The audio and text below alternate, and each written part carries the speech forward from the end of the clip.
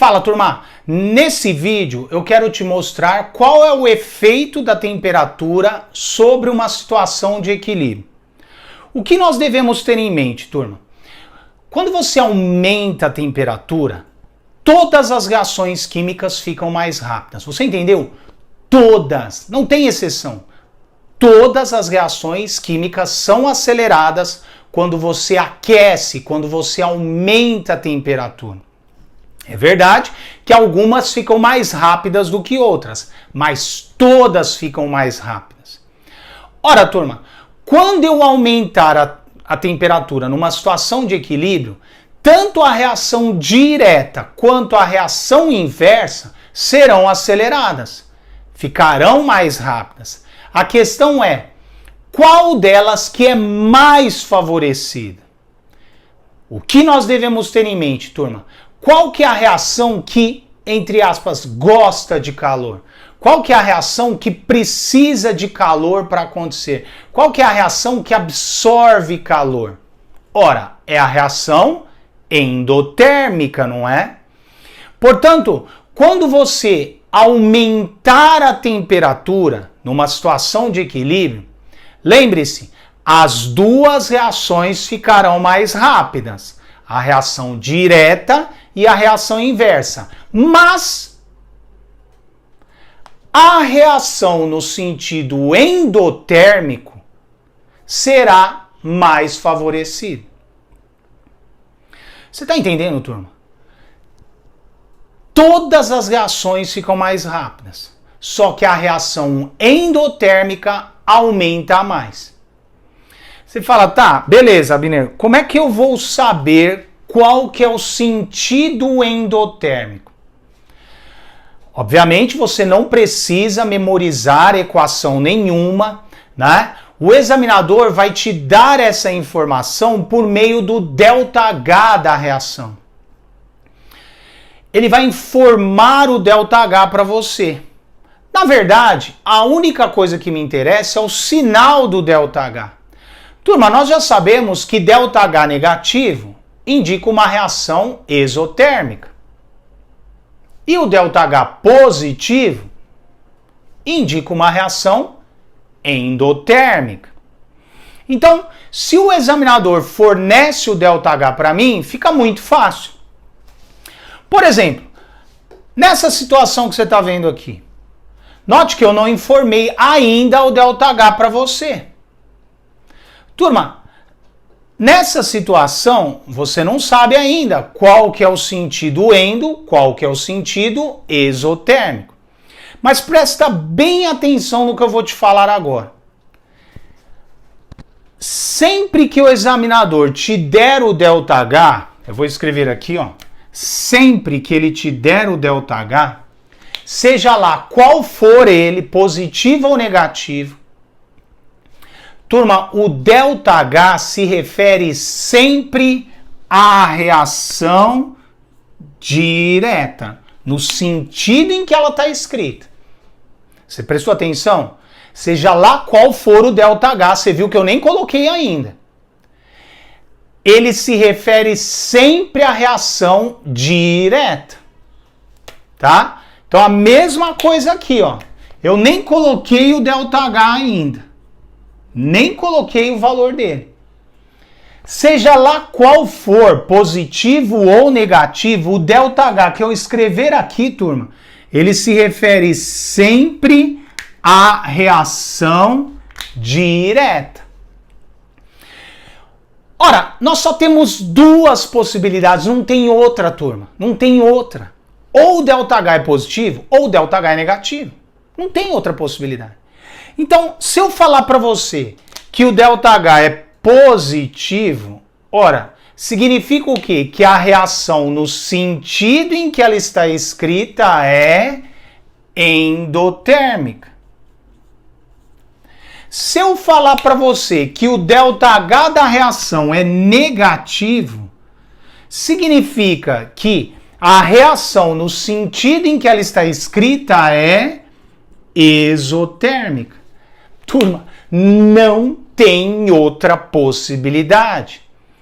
Ou o ΔH é positivo, ou o ΔH é negativo. Essas são as únicas possibilidades. Ora, se nós sabemos, turma, que o aumento da temperatura favorece a reação endotérmica, a reação que absorve calor, que gosta de calor, então, se eu aumentar a temperatura aqui, ó, né, o aumento da temperatura, eu vou representar assim, ó, o aumento da temperatura momentaneamente vai favorecer a reação para a direita. Você percebe? Que é a reação no sentido endotérmico. Se eu aumentar a temperatura aqui, ó, vou escrever assim, ó, o aumento da temperatura favorece a reação endotérmica, desloca no sentido endotérmico. Ora, turma, qual que é o sentido endotérmico aqui? Ó? Se a reação é exotérmica num sentido, ela vai ser endotérmica no outro. Então, nesse caso, ó, desloca o equilíbrio para a esquerda, o sentido endotérmico. Ficou fácil, não ficou? Só tem essas duas situações, ou o ΔH é positivo ou o ΔH é negativo, e o aumento da temperatura vai favorecer sempre o sentido endotérmico. Óbvio que se eu aumento a temperatura, desloca num sentido, se eu diminuir a temperatura, desloca no outro. Então aqui, por exemplo, se eu resfriar, vai deslocar para a esquerda. Aqui, por exemplo, se eu resfriar, se eu diminuir a temperatura, vai deslocar para a direita. Percebe? Agora, turma, vamos tentar enxergar num gráfico de concentração o que acontece quando eu altero a temperatura? Vamos dar uma olhada? Eu vou colocar aqui, ó. Vou construir aqui para você um gráfico, tá? De concentração, um gráfico de concentração dos participantes em mols por litro em função do tempo, tá? Digamos que inicialmente, ó, eu tenha apenas o N2O4, com o passar do tempo, o N2O4 vai gastando para formar o NO2. Chega um momento em que as velocidades se igualam e o sistema entra em equilíbrio, não é? Essa é uma situação de equilíbrio. A partir daí, as concentrações não mudam mais. Tranquilo? Gasta o N2O4, forma o NO2, até que o sistema entra em equilíbrio. As velocidades se igualam, as concentrações não mudam mais. Todos os participantes estão sendo consumidos e formados com a mesma velocidade. Se eu não perturbar, turma, fica assim para sempre. Mas adivinha, eu vou perturbar. E o que eu vou fazer agora? Eu vou alterar a temperatura. Digamos que nessa situação de equilíbrio, eu aumente a temperatura, tá? Então, nesse instante aqui, ó, eu vou aumentar a temperatura. Eu vou aquecer, tá? Essa é uma situação de equilíbrio. E aqui eu vou aquecer.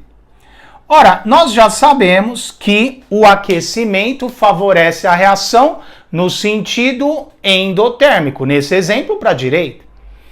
Então, turma, quando eu começar a aquecer aqui, a reação para a direita fica mais rápida. E o que está acontecendo para a direita? Eu estou gastando o N2O4, gastando o N2O4 para formar o NO2. Eu estou transformando o N2O4 em NO2. Portanto, turma, a concentração de N2O4 ela vai diminuir e a de NO2 vai aumentar. Até que se estabelece uma nova situação de equilíbrio. Percebe? Eu falo que nesse intervalo de tempo, ó, a reação foi favorecida para a direita. Eu gastei o N2O4 para formar o NO2. Eu gastei o N2O4 para formar o NO2. Agora, turma, para finalizar, eu gostaria que você observasse o que aconteceu com a constante de equilíbrio. Você já sabe que alterações, né, na concentração, na pressão, não alteram o valor do K. Mas alterações na temperatura, sim. Eu queria que você olhasse para esse gráfico e tentasse perceber o que aconteceu com a constante de equilíbrio antes e depois do aquecimento. Vamos dar uma olhada, né? Se eu escrever aqui, ó, a expressão da constante de equilíbrio, concentração de quem está à direita sobre a esquerda. Produto sobre reagente. Turma, você percebe que quando eu aqueço, a concentração do N2O4 diminui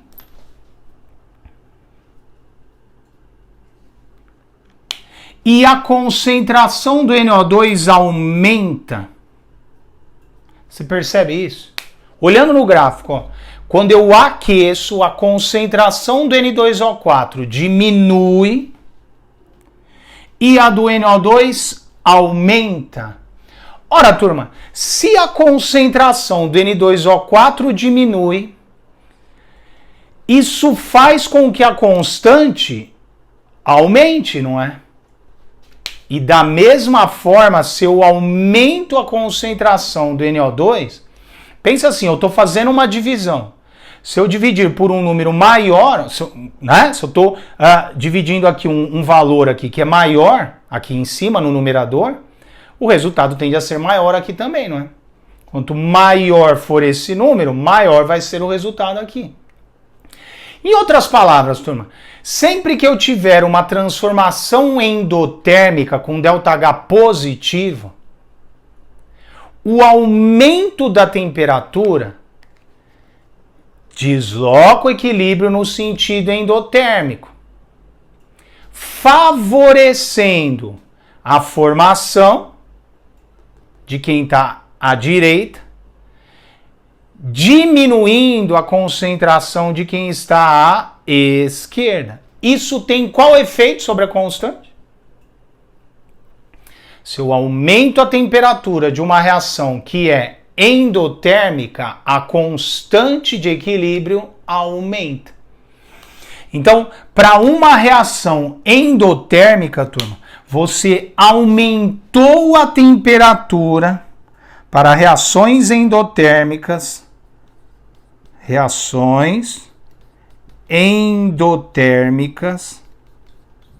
O aumento da temperatura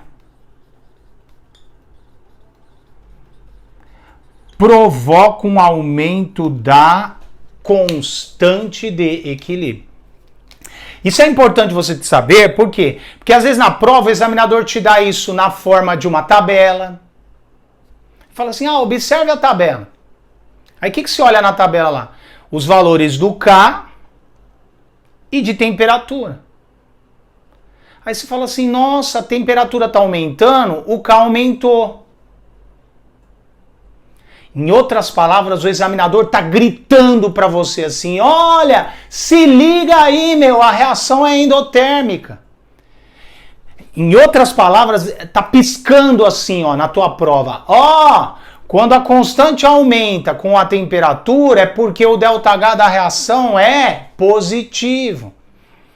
É você se ligar que é uma outra maneira, ó, dele dizer que a reação é endotérmica. Aumentou a temperatura, o K aumenta, a reação é endotérmica. Tá? Turma, com um raciocínio análogo, né? Se a reação for exotérmica, o efeito é o oposto, né? Então, para reações exotérmicas, né? Reações exotérmicas, ou seja, o ΔH negativo, se você aumentar a temperatura, a constante de equilíbrio diminui. Tá? Então essa é uma outra maneira de você se ligar que a reação é exotérmica. O aumento da temperatura provocou uma diminuição na constante.